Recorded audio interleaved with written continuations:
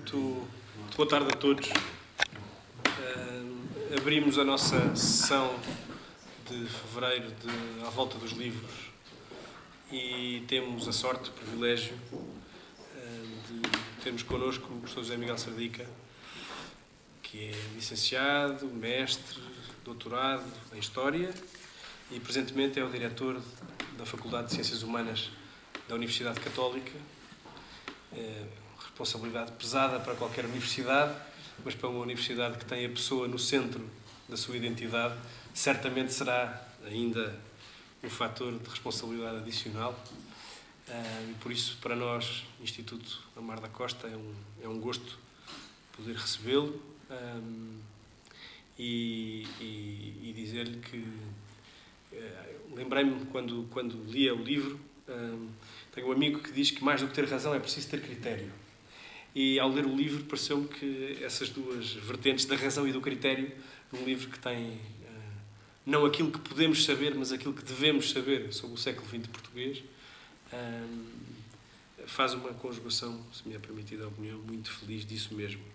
E, portanto, sem mais detença, eu daria a palavra ao Sr. Professor, agradecendo-lhe uma vez mais, em nome do Instituto, ter aceitado o nosso convite e poder partilhar connosco este século XX português. Muito obrigado, muito boa noite a todos. Começava por cumprimentar o Sr. Dr. João Vacas, agradecendo-lhe o convite e agradecendo ao IDL, obviamente, o convite e a honra, porque é uma honra estar aqui a falar para um público que, ao fim e ao cabo, o público é que interessa chegar com este tipo de livros, eu já leirei, e agradecer a oportunidade de revisitar este meu escrito. E sobretudo, mais do que fazer a apresentação, interessa-me também ter um bocadinho o eco daquilo que é a leitura e, portanto, penso que depois haverá um tempo para que nós possamos debater aqui algumas das ideias e das teses que este século XX em Portugal, estávamos há pouco a falar sobre a estética desta capa, mas isso são as teimosias do autor versus as imposições que as editoras às vezes fazem. Apesar de tudo, conseguiu salvar-se o título e eu já leirei a esse pequeno fediver.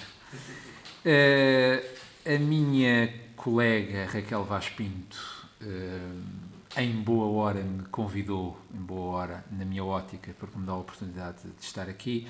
Ela está um bocadinho adoentada e, portanto, não pôde hoje estar aqui, mas também queria aqui sinalizar essa abordagem e agradecer evidentemente ao IDL o facto de realizar estes encontros em torno dos livros. Eu já assisti virtualmente, nunca tinha estado aqui, mas já assisti por vídeo a 2 ou 3 apresentações de outros livros e parece-me um exercício muito interessante obrigar o leitor a revisitar, obrigar o autor a revisitar o seu livro. Às vezes são livros mais recentes, o que é fácil e difícil, outras vezes são livros já editados há algum tempo, como acontece com este, cuja edição em português é de 2011, mas ele teve uma primeira edição em inglês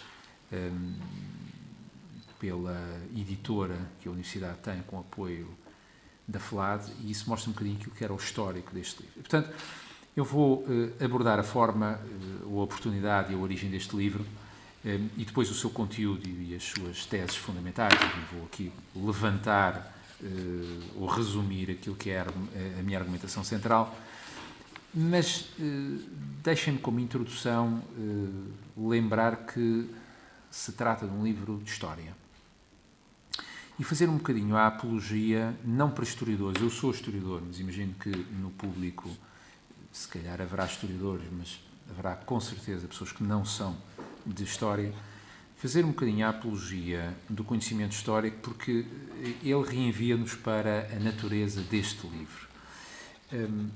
Numa época que eu dou aulas, e portanto tenho um bocadinho esta experiência dos meus alunos, que são tudo gente na casa etária dos 18, 19, 20 anos, às vezes um bocadinho mais velhos, a história enquanto disciplina humanista é uma belíssima espécie em vias de extinção. E, como historiador, não posso deixar de lamentar um bocadinho isso e lembrar o quanto a história é uma espécie de âncora identitária ou de chave de compreensão daquilo que é a sociedade atual, particularmente uma história, que é essa que eu gosto de ler e que tento escrever, uma história repleta de sujeitos, de ações, de ideias, de intenções, de acaso e de contingência também, naquele sentido em que eu acho que a história tem uma utilidade social, que é a utilidade de nos fazer compreender o nosso mundo e de dar espessura ao nosso mundo. Ou seja, as coisas que nós pensamos, às vezes não terem raiz histórica, na realidade têm. E a história, de facto, confere, e é isso que eu tento aqui fazer também neste livro, confere enraizamento, confere espessura, confere dimensão a um tempo que muitas vezes é demasiado amnésico. Ou, para citar uma expressão que eu ouvi pela primeira vez ao meu colega e estimado amigo Rui Ramos, que aliás já esteve também nesta casa, a história não é um arquivo de factos, diz ele, é uma forma de pensar e de olharmos o mundo. E eu acho que ele tem toda a razão nisto, no sentido em salientar o quão útil é ter, não é o conhecimento especializado que o historiador tem sobre determinada época, é uma visão, uma cultura histórica que nos permite compreender que de facto há um antes, há um durante e há um depois. E que nos permite, sobretudo, posicionar-nos perante questões políticas, questões sociais, questões económicas, e hoje em dia, felizmente ou infelizmente, elas estão na ordem do dia, da nossa agenda, e permite posicionar as coisas com mais tempo, mais lastro, mais fundo, e permite-nos talvez evitar aquela vertigem do tempo atual, que é a vertigem de que tudo começou ontem à tarde e que, portanto, tudo é facilmente alterável e tudo é factível pela vontade de um projeto político, pela vontade de uma opção económica. Nem sempre isso é assim. E a história alerta-nos para que, na maioria das vezes, é preciso olhar para as raízes das questões que aqui levantamos. Vamos então ao livro. Ele foi editado pela Texto Editora, portanto, pela marca Leia, a Texto pertence à Leia, em 2011. E quando me convidaram para fazer a edição para a Leia, o livro já existia. Ele foi editado em versão inglesa em 2008, porque originalmente ele resulta das aulas dos cursos de Introdução à História em Portugal no século XX, XIX e XX, e por isso ele remonta ao XIX, em 2 ou 3 summer schools que na Faculdade de Ciências Humanas e no Instituto de Estudos Políticos, que é outra unidade de ensino que a UCP tem, convidaram-me para dar 2 ou 3 módulos às chamadas summer schools, uma com alunos norte-americanos da Universidade de Georgetown, outros com a Penn State University, alguns estudantes internacionais também vindos de Oxford. E eu dei-me conta que, quando os alunos estrangeiros nos pediam, dê-nos uma coisa concisa, dê-nos uma coisa arrumada, dê-nos uma coisa que, sem ser muito densa, porque nós não somos especialistas, permita termos uma abordagem genérica àquilo que é a evolução do país nos últimos 100 anos, o que é que nós devemos ler? E, de facto, entre aquelas History of Portugal genéricas que existem, datadas algumas, e que, sobretudo, não têm a lógica da análise política que eu acho que estes livros devem ter, houve uma vez um aluno que me disse, simpaticamente, que me sugeriu, mas porquê é que não passa as suas aulas escrito, não faz uma sebenta? Enfim, ele aprendeu o termo sebenta, com certeza com algum colega, porque se a minha intenção é que isto não seja uma sebenta, naquele sentido que nós damos a palavra em Portugal, mas porquê é que não faz qualquer coisa semelhante àquelas séries que devem conhecer, que é a chamada Oxford Introduction to, aqueles livrezinhos pequenos, formato de bolso, Oxford Introduction to, ou a Very Brief Introduction to, que de facto o público inglês e norte-americano é expert, que os autores ingleses são experts em fazer e que o público anglo-saxónico é expert em comprar e consumir. Pequenas sínteses, feitas por autores especializados naquela área, mas pequenas sínteses que façam, enfim, que não acrescentem necessariamente factos novos, mas que façam uma releitura, um state of the art, que seja um ensaio analítico sobre qualquer coisa. Eu fiquei a pensar naquilo e, de facto, um ano depois, decidi passar as aulas a escrito, reelaboradas, alargadas, com notas, e daí resultou uma primeira versão, um bocadinho mais sintetizada do que esta, para um público inglês, escrita em inglês. Eu escrevi logo em inglês, depois pedi a um colega meu, native speaker, que revisse o inglês. Ele dizia, enfim, você escreve em inglês, mas nós os ingleses não escrevemos assim. Ou seja, está tudo certo, mas nós não escrevemos assim. Portanto, deu-lhe aquele toque native speaker. E o livro teve, de facto, 2 edições em inglês, as Summer Schools que nós fazemos e até outros. Hoje em dia temos mais intercâmbios e, portanto, os alunos costumam comprar e ler o livro em inglês.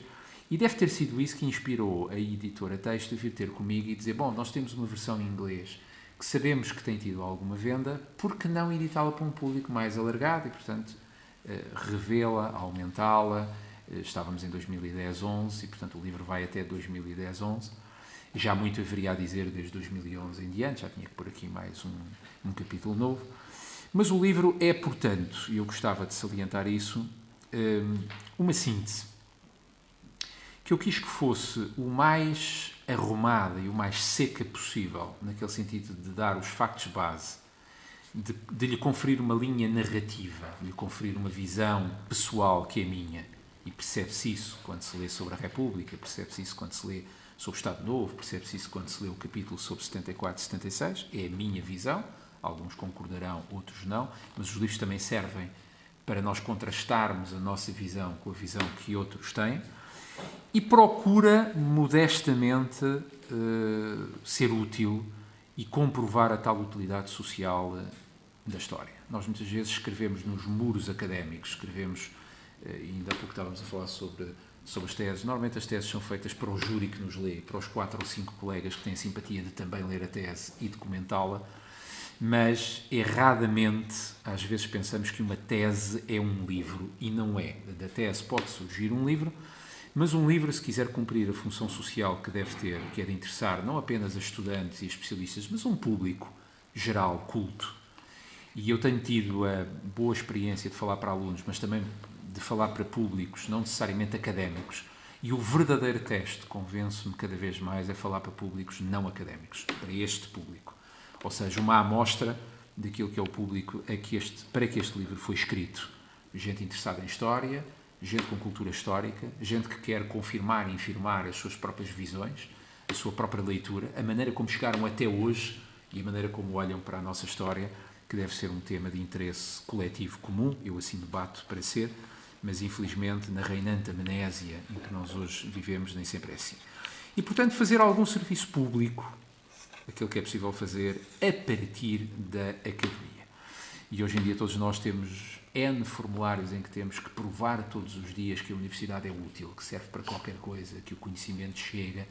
Bom, eu não sei em quantidade em que é que o conhecimento histórico é útil, mas sei em qualidade que o conhecimento histórico é útil. Não necessariamente o do meu livro, mas a cultura histórica em geral parece-me ser um valor social e um valor cívico importante. E, portanto, feita a genealogia deste livro, quiseram chamar-lhe, não gostaram muito deste título porque acharam que ele não era muito vendável, mas eu fiz fim-capé, a ideia inicial era chamar-lhe o século das repúblicas, no sentido em que a Primeira República foi uma república, no sentido em que o Estado Novo foi constitucionalmente uma república, que desde 74, 76 vivemos em república, e, portanto, achavam que era mais catchy, como eles diziam, chamar-lhe o século das repúblicas. E eu é que disse, não pode ser o século das repúblicas, tem que ser o século XX, tal como está, porquanto o século das repúblicas implica uma leitura que não é necessariamente a minha sobre a noção de república e sobre a definição constitucional das diferentes repúblicas, que é uma coisa que o livro não aborda, e portanto eu fiz fim-capé em relação ao título, mas tive que ceder em relação à capa, não queriam imagens, e queria uma capa estilizada, e portanto o século XX é republicano, e portanto ficou uma capa vermelha e verde, com bastante mais vermelho do que verde. Enfim, resultou assim.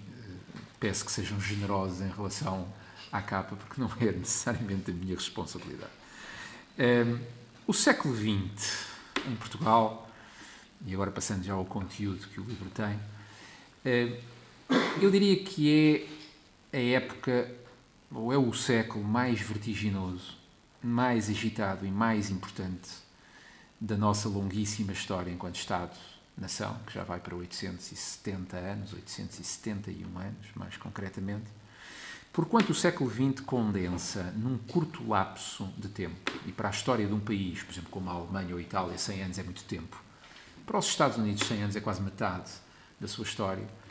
Cá em Portugal é um 12avos ou qualquer coisa da nossa história, mas foram 100 anos que condensaram, num curto lapso de tempo, velhas e novas dinâmicas, desafios e dúvidas de uma evolução multissecular que, ao fim e ao cabo, fraturou o país. E talvez valha a pena começar por lançar estes eixos. Fraturou o país em torno de 6 polémicas, 6 eixos, 6 contrastes. O contraste entre o continente, o Império e a Europa, portanto, o alinhamento internacional do Império para a Europa. O contraste entre a monarquia, a república, a ditadura e o regime democrático em que vivemos. Eu sou daqueles que prefilha que a democracia não começou em 74, começou em 76, por razões que me parecem autoevidentes para quem lê este livro, mas nem todas as pessoas consideram a datação de 76, enfim, 74 ou 76, como se queira. Um contraste entre elites e massas, entre letrados e analfabetos, esmagadora margem de analfabetismo em que o país viveu ainda durante muitos anos, entre ricos e pobres. O problema não é de hoje, é um problema histórico. O contraste entre o modernismo urbano e o conservadorismo rural, ou o conservadorismo das classes rurais, por contraposição ao maior modernismo urbano. O contraste que eu chamaria entre os que ficaram e os que emigraram. E a imigração é um fenómeno social, político, cultural, fundamental para se compreender a nossa história. Que nós julgávamos ser um fenómeno histórico, mas que não é. Porque a imigração tem vindo a ser um fenómeno reacordado nos últimos anos. E, finalmente, um contraste entre aqueles monárquicos liberais, republicanos moderados, democratas, que queriam remodelar o país para o futuro, e aqueles salazaristas que optaram por encontrar refúgio nas certezas de um passado histórico mitificado. Reparem que eu disse republicanos moderados, não englobei todos os republicanos, porque a República tem que ser olhada de uma maneira que eu acho que tentei também sistematizar neste livro. O século XX é o século mais redefinidor da nossa identidade, a seguir ao século XV, e conjuntamente com o século XII. O século XII é o da fundação, mas a globalização portuguesa do século XV, em termos de alteração radical daquilo que era a natureza do Estado-nação, ou do reino na altura, só tem comparação com o muito que mudou, e em tão pouco tempo, no século XX. De tal maneira que nós podemos dizer que o desafio do país, desde finais do século XIX até aos dias de hoje, até ao princípio do século XXI, tem sido, a partir de todos estes regimes e soluções políticas, tem sido o de uma demanda mais ou menos conseguida para alcançar consolidação democrática, e era isso que a monarquia constitucional já tentava fazer, para alcançar modernização social e cultural, para alcançar desenvolvimento económico e para alcançar competitividade internacional. As expressões são de hoje, mas as realidades são históricas. Era esta a questão que se colocava na monarquia constitucional, era esta a agenda de parte do republicanismo, foi esta em grande parte a agenda da democratização em Portugal, desde que ela começou a ser pensada na segunda metade do século XX, na reação ao imobilismo do Estado Novo, ou a algum imobilismo do Estado Novo. Num século que foi de extremos, o século XX, em Portugal também houve um quinhão de revoluções, de golpes e de guerras. Também houve avanços e recuos, mas se há qualquer coisa que eu tento alertar os meus alunos, e é curioso como os alunos mais novos já não têm esta visão, eles começam a estar negativamente contaminados pelo clima cético que nós temos hoje em dia, não é possível negar o extraordinário salto qualitativo e quantitativo que o país deu nos últimos 100 anos. Com todos os sobressaltos, com todos os retrocessos que os houve, o Portugal de 2015 é infinitamente melhor do que o país de 1900 ou do que o país de 1950. Portanto, quando nós temos um certo discurso negativista e cético, decadentista, vencidista quase, se pensarmos no que foram o chamado vencidismo de há mais de 100 anos, não é possível olhar para a história e não é possível fechar este livro, espero que seja essa a sensação que o leitor tem, dizendo, é verdade que o país continua atrasado em alguns aspectos, é verdade que continua a existir muitos estrangulamentos, ativismos, fragilidades que o progresso veio revelar no nosso país, mas não há como não ficar, pelo menos é a sensação que eu fico, quanto mais estudo história, otimista. E é importante ser otimista num tempo em que muitos não o são. E otimista porquê? Porque se nós compararmos os sobressaltos e obstáculos que a nossa história teve com os menores sobressaltos e obstáculos que outras histórias nacionais tiveram, não podemos não ficar orgulhosos com o percurso que, apesar de tudo, como eu digo, no quadro europeu, sobretudo, realizámos nos últimos anos. E é claro que não há como escamotear que as dificuldades por que o país passou e passa também são as dificuldades da Europa. E também têm que ser equacionadas em termos daquilo que é a própria decadência da Europa, ou fragilidade da Europa num mundo cada vez mais globalizado e pós-europeu. Porque uma coisa era a centralidade que a Europa tinha há 50 anos atrás, ou há 100 anos atrás, e outra coisa é a secundarização que a Europa, enquanto continente, enquanto zona cultural, enquanto zona económica, tem em relação a regiões do mundo mais ricas ou regiões do mundo emergentes, como hoje está a acontecer. E feita esta consideração geral sobre o século XX, o meu percurso agora era isolar ou sistematizar aquilo que me parecem ser grandes ideias-chave ou grandes teses deste livro. Teses que eu, algumas delas, apenas enuncio, não desenvolvo. Era fácil ter feito um livro com mais do que as 150 páginas que ele tem. Depois tem 2 anexos, um com as datas fundamentais e um com biografias curtas, de 20, e aí foi mesmo intencional, já que o século é o século XX, escolher 20 figuras, desde Fernando Pessoa ao atual chefe de Estado, que, de certa maneira, ilustrassem as 20 mais importantes figuras, independentemente da nossa simpatia ou antipatia política por essas 20 figuras, que cobrissem todo o espectro.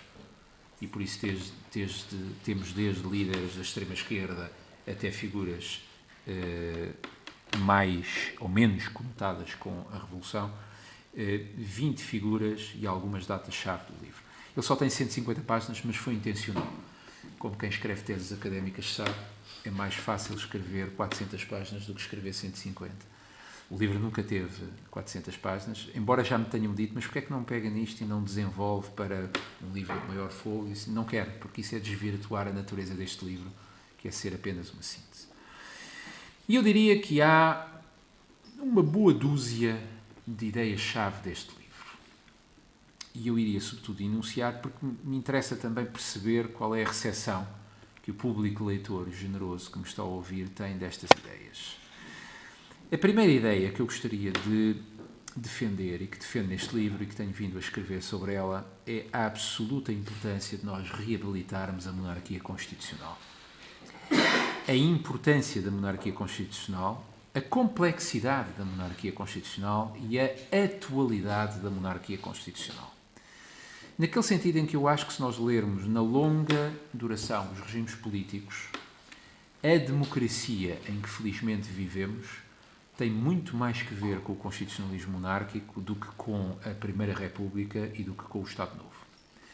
E, portanto, a velha lenda de que a monarquia constitucional era uma coisa reacionária, obsoleta, antiquada, que o progresso republicano veio em boa hora eliminar para iluminar o país, tem que começar a ser revisto no sentido em que o constitucionalismo da Carta, o frágil equilíbrio de poderes entre o rei, as cortes, a opinião pública, o poder legislativo e executivo, a cultura política da monarquia constitucional é muito mais inspiradora para a democracia que hoje temos do que a Primeira República e o Estado Novo. Tanto é assim que o equilíbrio entre os poderes nunca mais pôde ser restaurado a partir de 1910, como ele existia, e só veio a ser restaurado depois pela Constituição Democrática de 1976. Portanto, cada vez mais eu acho que para compreender o século XXI vale a pena olhar para o século XIX, para o tão esquecido século XIX, e se calhar esquecer um bocadinho este século de que eu aqui falo neste livro, porquanto a Primeira República e o Estado Novo devem ser revisitados como experiências políticas, mas não me parece que devam ser inspiradoras para a democracia atual. A segunda ideia-chave que eu aqui desenvolvo é que é verdade que em 1900 o país era um país pobre, rural, analfabeto, subdesenvolvido. É verdade que sim. É verdade que foi isso que em parte rigidificou a monarquia e lhe retirou espaço para ela poder tentar a vida nova que quis também afirmar e para se democratizar. Mas a pobreza do país não deve ser encarada com o fatalismo com que ele foi instrumentalizada pela República. Ou seja, o país monárquico é o responsável pela pobreza, pelo analfabetismo, pelo atraso, etc, etc, etc. E por isso só um regime republicano poderá alterar esta visão. Não é verdade. A pobreza em Portugal, o subdesenvolvimento em Portugal, o atraso em Portugal social, cultural, da alfabetização, escolar, etc, etc, é um problema que excede os regimes políticos. É uma outra história em que a política tem tentado intervir, mas que nem sempre tem conseguido. E por isso, qual é o nexo que eu aqui gostava de fazer? É já diretamente para o 5 de outubro. O 5 de outubro não é a vitória de um projeto republicano sob o atraso monárquico. O 5 de outubro releva muito mais de uma implosão do regime, incapaz de se democratizar numa era da segunda Revolução Industrial e da democratização e massificação. Portanto, o 5 de outubro revela muito mais demissão monárquica por incapacidade de autorregeneração do regime. E vamos ver que isto, de certa maneira, cria um padrão para as quedas dos outros regimes em Portugal em 1926 e 1974, do que uma grande vitória militar e muito menos uma grande vitória cívica da República. Isto leva-me a uma outra ideia, é que no republicanismo, não há palavra mais equívoca em Portugal do que esta, republicanismo. No republicanismo há que distinguir, e a história tem que fazer essa distinção, entre a cultura e a política, entre a ideia republicana e o regime republicano de 1910. Porquanto, enfim, a tese não é minha, o Rui Ramos tem escrito muito sobre isto, eu acho que ele tem razão, e outros autores, porquanto a monarquia constitucional foi muito mais republicana do que a primeira república foi republicana, naquele sentido da salvaguarda de uma cultura cívica que realizasse a cidadania. E não me estou a referir ao sufrágio. Sabemos que o sufrágio não era universal na monarquia, sabemos que o sufrágio não foi universal durante a República, mas se compararmos a questão das liberdades eleitorais e das liberdades de imprensa, talvez cheguemos à conclusão que a monarquia constitucional foi mais democrática e mais republicana do que a Primeira República enquanto regime revolucionário a partir do 5 de outubro foi. O que nos leva a um quarto ponto, é de saber o que é que foi então a Primeira República de 1910-26. Eu passo em revista as teses interpretativas sobre a Primeira República e tomo posição por uma. E resumindo, o argumento foi a Primeira República um regime democrático sabotado pela reação? Não, não foi. Foi a Primeira República a continuação de um liberalismo incapaz de se reformar ou de se autorreformar? Em parte. Foi a Primeira República um estado de coisas eternamente revolucionário e por isso muitas vezes ditatorial? Sim. E desta leitura, que não é a leitura ortodoxa que em muitos livros nós encontramos sobre a Primeira República, sobre 1910-26, nós podemos compreender a República através das suas múltiplas impossibilidades. A Primeira República foi um projeto de modernização ideológica, de vanguardismo radical, urbano, laicista, voluntarista, num Portugal rural, num Portugal conservador, num Portugal cuja máquina política republicana, cidade sobre o campo, o laicismo sobre um país que o não era, o vanguardismo sobre um país com os seus ritmos mais ancestrais, um regime radicalmente incapaz de gerar consensos, de administrar consensos, radicalmente incapaz de evitar guerras que acabaram por consumir o próprio regime. A guerra religiosa é óbvia, mas não é só isso. As guerras políticas do afoncismo, portanto, da República dita jacobina, liderada por Afonso Costa, em relação aos projetos de republicanismo mais moderados que António José de Almeida, por exemplo, O que é engraçado, porque se nós lermos António José de Almeida e Afonso Costa até 1910, dá a ideia que eles se inverteram a partir de 10 em diante. Porque António José de Almeida era muito radical até 1909-10, vai ser o moderado da República, e Afonso Costa, cujo diretório republicano, ou cuja interpretação sobre a República não era tão radical, há de instrumentalizar a causa religiosa para reforçar o seu projeto político jacobino, vanguardista, laicista, ditatorial, porque não utilizar a palavra, porque também o foi. A Primeira República, é verdade que teve um enorme azar. Um enorme azar, ou como já ouvi dizer, uma enorme, peço desculpa pela palavra, azelice.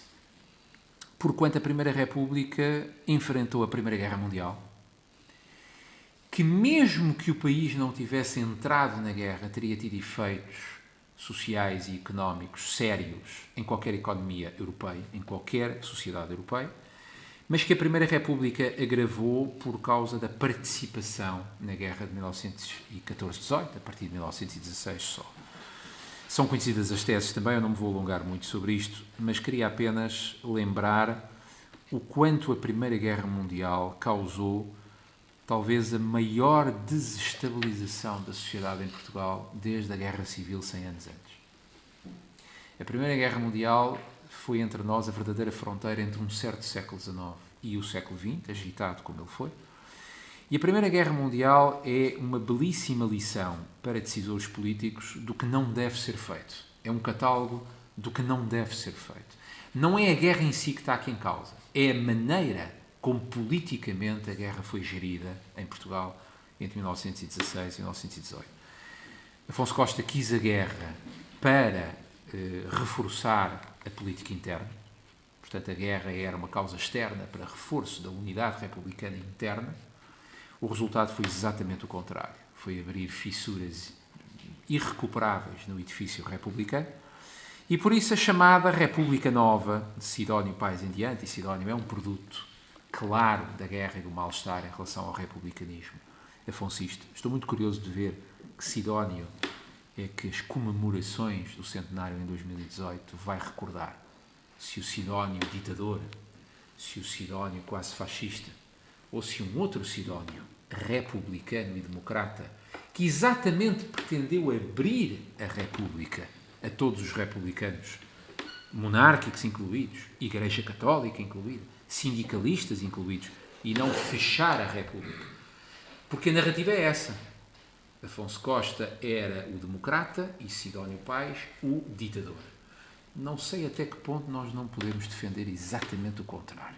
Daqui até 2018 temos tempo para pensar um bocadinho em que Sidónio vamos relembrar.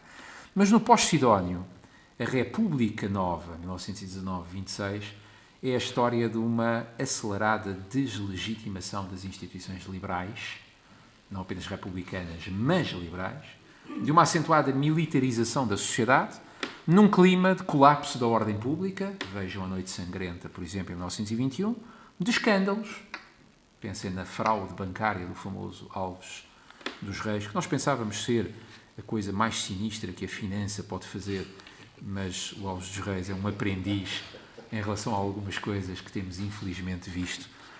Mas valia a pena, se calhar, visitar aquele clima republicano da fraude, da corrupção, diz que disse, o boato, para nós também pensarmos um bocadinho as condições em que a democracia vive hoje em dia. E por isso é natural que um enorme superlativo, eu costumo chamar à Primeira República uma espécie de República de Weimar latina, com o mesmo grau de instabilidade, o mesmo grau de rarefação do centro perante o cerco dos extremos à direita e à esquerda. Na Alemanha ganhou a direita, em Portugal também vai ganhar a direita, mas na Rússia ganhou a esquerda, por exemplo. E a questão era a mesma, a crise da participação na guerra.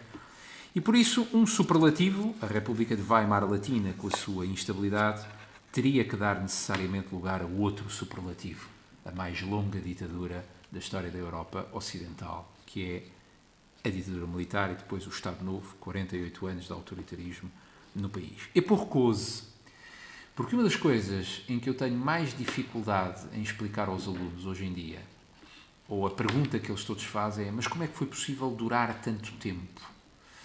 E o que eu tenho que lhe chamar a atenção é que a durabilidade do Estado Novo está diretamente indexada ao cansaço face à anarquia republicana. E, num certo sentido, nós não compreendemos a longevidade e a aceitabilidade de Salazar. Há um contrafactual muito interessante que nunca vai poder ser experimentado, mas basta nós pensarmos nisto. E se Salazar tivesse realizado eleições livres até à Segunda Guerra? Eu estou convencido que as tinha ganho. Eleições livres. Ele não quis realizar eleições livres, não acreditava nisso, mas o cansaço perante a anarquia republicana era tão forte que eu estou convencido que se tivessem existido eleições livres durante o Estado Novo, depois da arrumada à casa, se Salazar tivesse criado um Estado liberal forte, como existia em alguns modelos ocidentais, estou convencido que até à Segunda Guerra Mundial tinha ganho as eleições. E isso diz muito sobre o que era o cansaço perante a anarquia republicana e do que era a fácil aceitabilidade de um regime ditatorial, antiliberal, corporativo, imperialista, conservador, tudo o que queiramos utilizar para definir o Estado Novo, a partir do momento em que lhe é aberta a porta pelos militares em 26 e a partir do momento, 7 anos mais tarde, em que Salazar constitucionaliza o chamado Estado Novo. Por isso a vitória de 26 é um programa mínimo com apoio máximo. O programa mínimo era não queremos aquilo que existe, com apoio máximo. A questão estava em o que é que se segue. E neste aspecto, 1926 parece com 1974, num certo sentido. Não queremos aquilo que existe, mas então o que é que querem? Isso depois logo se vê. Em 1926 demorou 7 anos a esclarecer qual era o projeto vencedor. Em 1974 demorou 2, até se perceber qual era o projeto vencedor daquela decantação revolucionária que houve que fazer entre 74 e 76. Sobre Salazar eu não me queria alongar muito, mas há 2 ou 3 coisas que vale a pena dizer e penso que o livro também fala disso. Não vale a pena deixar-me desenganar pela, eu chamo, a falsa modéstia de Salazar e pelo seu discurso, que se tornou uma recorrente moda em Portugal, do discurso do político que não é político. Do político que vai para a política, mas não gosta dos políticos. Do político que não vem para fazer política. Nós temos muito disto. E temos muito disto na Europa, não é só cá em Portugal. De alguém que vai para a política para corrigir a política. Bom, eu não tenho essa ilusão. Salazar era, do princípio ao fim, um político. Nunca foi outra coisa que não um político. E a imagem do mago financeiro e do porta-voz da Igreja eram apenas as imagens públicas de um homem que toda a vida foi político e pensou em política. Portanto, Salazar é um político inteligentíssimo, que conquistou metodicamente o poder e cujo segredo para a durabilidade foi ser, e eu peço desculpa, mas não resisto a esta nota, foi ser um facilitador. Salazar, durante meio século, foi um facilitador, naquele sentido em que foi o árbitro que casava todos os interesses. A lavoura e a indústria, a metrópole e o império, modernistas e ultras, conservadores e radicais. A indispensabilidade de Salazar estava em que ele manobrou de tal maneira este sistema de complexos equilíbrios, numa sociedade em que tudo pertence ao Estado, os negócios eram com o Estado, a escola era do Estado, em que o Estado absorve a sociedade civil, e isso é uma característica que existe em Portugal, como existe noutros países de menor desenvolvimento económico, que quem quer que ocupe o lugar arbitral do Estado está condenado a durar.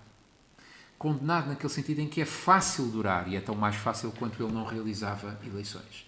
As eleições, apesar de tudo, ajudam a rodar a elite política, mas a extrema personalização da política na figura de Salazar, e nós vemos-la personalizada depois noutros políticos. Nós temos muitos ismos, não é só o salazarismo. Temos uma estranha tendência para inventar muitos ismos. E estes ismos mostram a centralidade num Estado que absorve a sociedade civil em Portugal, a centralidade que o árbitro ocupa. E Salazar foi fundamentalmente isso. Foi um árbitro. A indispensabilidade dele era essa, e por isso o regime não tinha herdeiro possível quando o árbitro, seu construtor, desaparecesse. O que veio a ser o Estado Novo, também aqui as teses são muitas, também aqui a contaminação ideológica do debate historiográfico é muito. Eu, pessoalmente, enfileiro na tese que diz que o Estado Novo foi um regime ditatorial, mas não um regime fascista, e não um regime parecido nem com a Alemanha de Hitler, nem muito menos com a União Soviética de Stalin, se lemos a Hannah Arendt. Não é totalitário, não é fascista, é um regime corporativo, é um regime ditatorial. Eu sei que estou a dizer uma coisa muito polémica, não polémica, espero eu, nesta casa e perante o público que me está a ouvir, mas polémica perante outros públicos, porquanto eu tenho sempre que acrescentar uma frase que não devia ter que acrescentar, mas muitas vezes tenho que acrescentar esta frase, que é dizer, atenção, ao defender que o Estado Novo não é um regime fascista, não se está a branquear nem a desculpabilizar o regime. Está simplesmente a dizer que nas gavetas em que nós arrumamos a taxonomia histórica, o Estado Novo vai para uma gaveta, o franquismo vai para outra, a Itália mussoliniana vai para outra e a Alemanha nazi vai para outra. Agora, há duas coisas que são óbvias. Se todos os fascismos são ditatoriais, nem todas as ditaduras são fascistas, primeiro ponto. E segundo ponto, a mais moderada das ditaduras é ainda assim moralmente injustificável para a mais imperfeita das democracias. E vale a pena dizer isto porque às vezes é-se mal interpretado quando se diz o Estado Novo não é fascista. A exatidão da análise não é um revisionismo e não é uma desculpabilização. É isso mesmo, exatidão da análise histórica. Até porque o Estado Novo não foi sempre a mesma coisa. Outro dos mitos que é preciso desmontar. O Estado Novo evoluiu muito. Sob aquela capa da eterna imobilidade ou do autismo salazarista final, o Estado Novo evoluiu muito. E o Estado Novo, até à Segunda Guerra Mundial, é uma coisa, o Estado Novo dos anos 50 é outra, o Estado Novo dos anos 60, com o último Salazar e com o marcelismo, é outro. O Estado Novo foi viável enquanto e porque soube relançar-se politicamente pós-45. Há uma ironia, é que Stalin salvou Salazar duas vezes. Salvou durante a Guerra Civil de Espanha e salvou depois, durante a Guerra Civil de Espanha e durante a Segunda Guerra Mundial. E justificou Salazar no contexto da Guerra Fria. Não foram só os Estados Unidos que apoiaram Salazar. Ao contrário, a permanência da União Soviética também ajudou a consolidar os regimes ibéricos, Salazar e Franco, perante a NATO e perante a ONU. Porque soube relançar-se politicamente pós-45, porque assegurou inequívoco progresso económico. Isto é uma questão muito incómoda, mas é uma verdade histórica. É estranho como o nosso país parece só poder progredir economicamente ou sob o regime autoritário, e de facto nos anos 50, 60 foi o maior boom económico que o país teve durante todo o século XX, só comparável depois aos anos da integração europeia. Mas parece haver uma sina em que a democracia parece ser incompatível com o progresso económico, não é completamente, mas é estranho como os anos 50 e 60 foram os anos de maior progresso económico em Portugal, e as taxas do PIB estão aí para o confirmar, e enquanto o Estado Novo soube maximizar o mito do Eldorado imperial, portanto, enquanto o argumento ultramarino justificou a permanência do Estado Novo. Ao contrário, o Estado Novo deixou de ser viável, ou implodiu, a partir de 1961, quando se alinharam obstáculos a que nem Salazar conseguia dar resposta. A guerra colonial, a guerra de libertação, a guerra da África, enfim, a nomenclatura também esconde algum discurso político, optarão por aquela em que se sentirem mais confortáveis, a guerra nas colónias, a guerra em África. A guerra em África, raramente isto é lembrado, mas vale a pena, proporcionalmente implicou um esforço de guerra maior em Portugal do que o realizado pelos Estados Unidos no Vietnã. À escala, Portugal investiu mais homens, gastou mais dinheiro e fez mais esforço para manter a guerra da África do que os Estados Unidos o fizeram no Vietnã. Salazar também não conseguiu deter a europeização económica, cultural e mental dos anos 50 e, sobretudo, dos anos 60. Um país mentalmente virado para a Europa, pense na EFTA, por exemplo, não na CE, mas na EFTA. Pense no peso que os mercados europeus começavam a ter nos anos 60 versus o menor peso que o ultramar tinha do ponto de vista económico. Tanto que a Guerra da África é sobretudo uma guerra política, não é uma guerra económica. O argumento era a defesa dos mercados em África, mas esses mercados já não valiam muito. Não é pela economia que a guerra se mantém até 74, é por qualquer coisa que também o discurso pós-74 tem dificuldade em compreender. Aquela velha ideia de que, mas como é que eles não viram que a Guerra da África não era sustentável? Como é que não viram que o Império não era sustentável? Eles não viram porque não queriam ver. Porque na lógica do Estado Novo não estava a descolonização. Essa é a lógica ex post facto. E era a lógica que um certo federalismo tinha quando começava a perceber o peso que a Europa tinha. E, portanto, a solução federalista para o ultramar tem que ser pensada não na lógica do Estado Novo, que é uma lógica integracionista de 500 anos. Pense nisto. Qual era o líder político que arriscaria comandar o Estado Novo e colocar sobre a mesa a descolonização? Não faz sentido. Era pedir uma coisa que, para os decisores do Estado Novo, era impossível. Não é uma questão de teimosia, não é uma questão de autismo, é uma questão de impossibilidade. Porque no dia em que o Estado Novo colocasse a descolonização sobre a mesa, era o histórico do Estado Novo e de 500 anos de história que deixava de fazer sentido. Era pedir ao marcelismo o que ele não podia dar. Podia ir até ao federalismo. E aqui entra um outro contrafactual interessante, ao qual eu não vou responder. Mas, e se Marcelo Caetano tivesse chegado ao poder em 61 e não em 68? Provavelmente a história da guerra colonial e do ocaso do Estado Novo e do marcelismo não teria sido aquela que nós hoje registramos, tinha sido outra se ele tivesse chegado ao poder no golpe de abril de 61 ou na ala reformista, que era a que se alinhava para herdar o poder de Salazar. E por isso o marcelismo, mais do que perguntarmos porque é que a renovação na continuidade não foi possível, se calhar temos que reparar que em 68 ela já não era possível. Fizesse Marcelo Caetano o que fizesse. Não era um democrata, não era um liberal. A liberalização marcelista é uma expressão errónea. Marcelo tentava fazer a quadratura do círculo no sentido em que tinha duas questões que eram irresolúveis.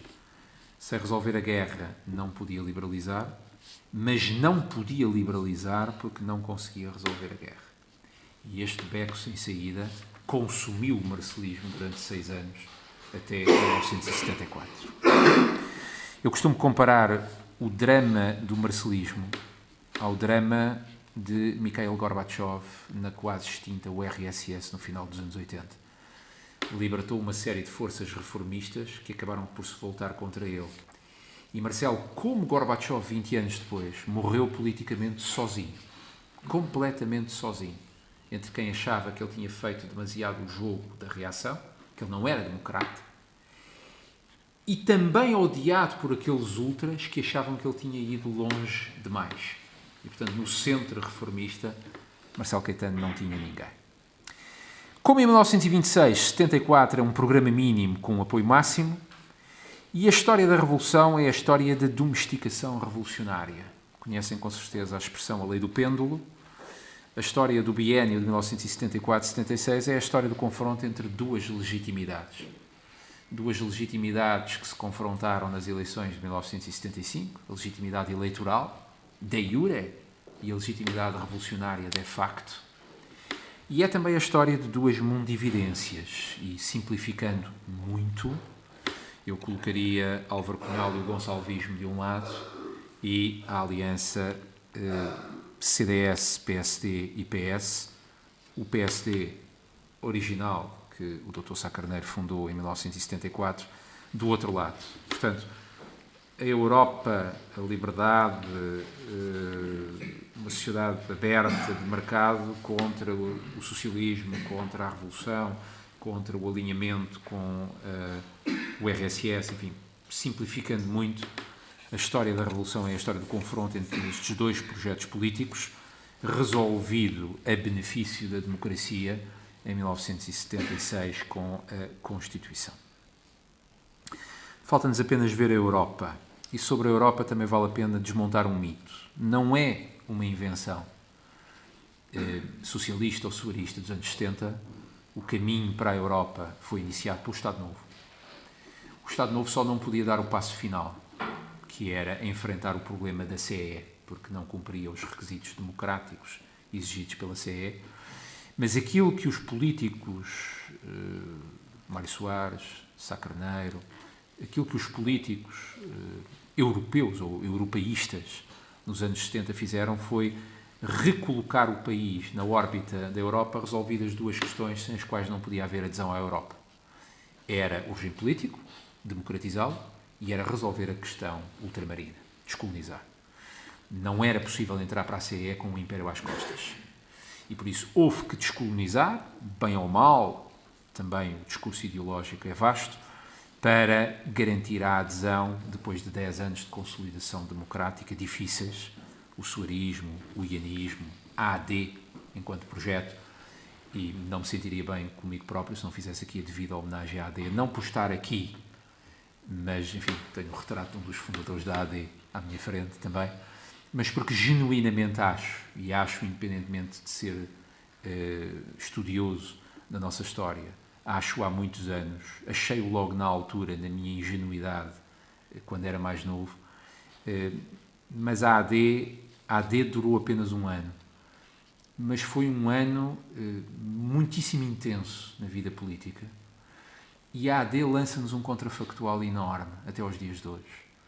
O que é que teríamos ganho em libertação da sociedade civil e em projeto de uma democracia mais sólida, menos tutelada pelo Estado, se acaso não tivesse acontecido o que aconteceu em dezembro de 1980? O que é que poderia ter sido a direita em Portugal? E bem sabemos a falta que faz uma direita em Portugal para contrapor a uma certa inclinação para a esquerda que a democracia portuguesa teve durante muitos anos. O suarismo, o ianismo, a AD, o Bloco Central, duas vezes o FMI em Portugal, em 78, e depois com o Bloco Central em 83, 84. A partir de 86, com a adesão à Europa, e até 92, o país inteiro viveu um segundo ciclo de euroentusiasmo, um primeiro ciclo de euroentusiasmo e um segundo grande ciclo de desenvolvimento económico.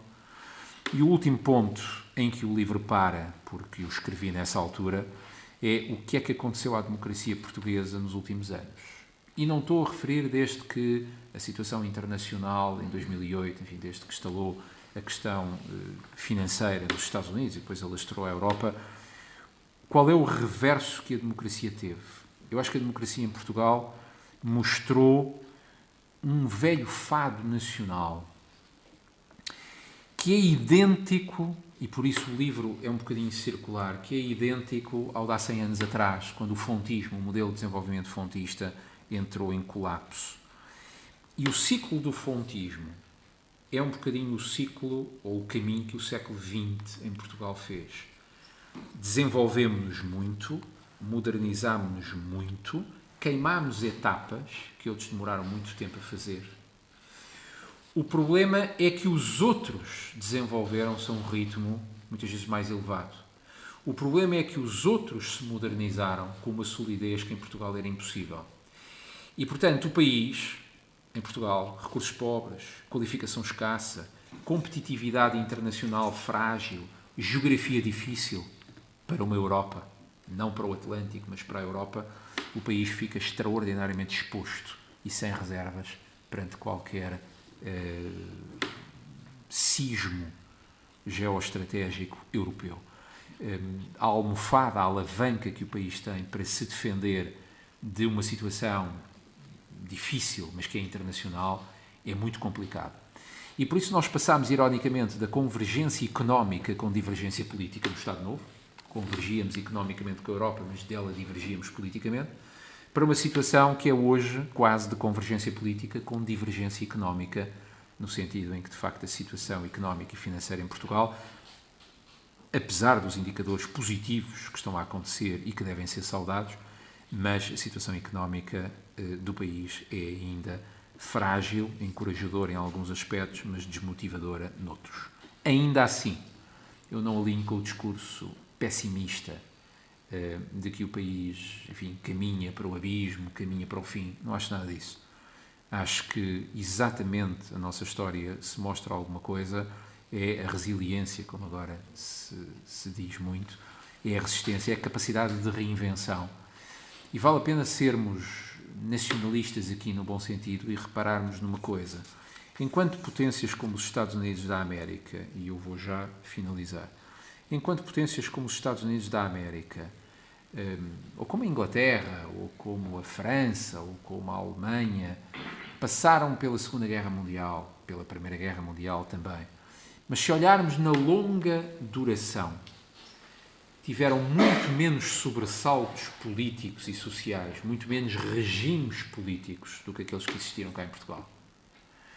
Particularmente os Estados Unidos, e eu utilizo muito este argumento porque muitas vezes dou isto a alunos norte-americanos. Os americanos nunca conheceram outra coisa senão a democracia. E têm-na há 200 anos. Mais aberta, mais fechada, mais tensa, mais desenvolvida.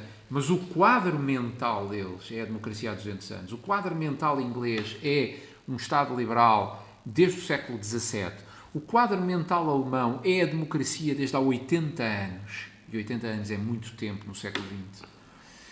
Reparem que em Portugal nós tivemos, e se alargarmos um bocadinho o escopo, nos últimos 200 anos, nos últimos 2 séculos, nós tivemos 10 situações políticas diferentes e muitas delas antinómicas, desde o antigo regime à democracia europeia. Verdadeiramente a democracia em Portugal tem uma geração ou 2. Data de 1976. Porquanto a monarquia constitucional não chegou a ser democrática, a primeira república que tivemos não tinha a democracia como meta, tinha um regime revolucionário. O Estado Novo renunciou à democracia. É claramente um caso desses. E por isso nós temos a democracia apenas há uma geração. Mas nunca vivemos há tanto tempo em democracia como hoje.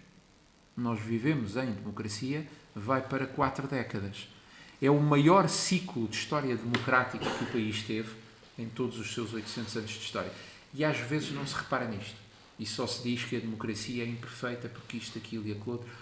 Eu sou generoso e acho que nós não devemos ser demasiado exigentes com a perfeição democrática, porque ninguém o pode ser, porque as democracias não são regimes feitos por pessoas e, portanto, têm sempre imperfeições, mas, sobretudo, porque nós não nos lembramos disto. A nossa democracia só tem 40 anos. E, se calhar, estamos-lhe a pedir coisas que uma democracia com 40 anos ainda não pode dar. O que não nos isenta de sermos exigentes com ela e de a querermos aperfeiçoar. E eu acho que, e com isso concluo, o século XX é um século apaixonante para quem estuda história, internacional ou nacional. E o século XX em Portugal foi aquilo que era possível ser, com todas as contingências e acidentes que a história em Portugal teve durante o século XX. E acho que estudar o século XX em Portugal é uma belíssima introdução cívica, não necessariamente historiográfica, ou também historiográfica, mas uma belíssima introdução cívica à situação em que o país vive hoje em dia. E eu só posso lamentar, e não cito nomes, que quem decide politicamente, quem decide socialmente, quem decide economicamente, quem decide culturalmente, não tenha uma mais ampla cultura histórica que pode ser dada pela aprendizagem da história, porquanto quanto mais nós conhecermos o passado, mais apetrechados estamos para enfrentar o momento atual e mais apetrechados estaremos para imaginar o futuro. E reparem que eu só digo imaginar, não digo adivinhar o futuro, porque não é possível adivinhar o futuro, contrariamente ao que algumas utopias futuristas nos dizem. Como dizia Sir Winston Churchill, e disse-o várias vezes, aliás, ele tem uma belíssima obra que é o History of the English Speaking People.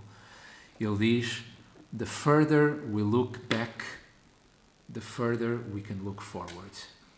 Quanto mais olharmos para o passado, mais podemos olhar para o futuro. E, portanto, acho que modestamente a missão dos historiadores não é apenas passar factos, é ajudar quem nos ouve e ajudar quem nós temos a ventura de ter a ouvir-nos e de podermos ensinar, sensibilizar para a importância que a história pode ser e ter enquanto lição cívica, para compreendermos um bocadinho melhor o mundo em que vivemos e para podermos decidir um bocadinho melhor quando temos que decidir. Muito obrigado e, enfim, fico à disposição para alguns pontos ou tópicos que queiram comentar.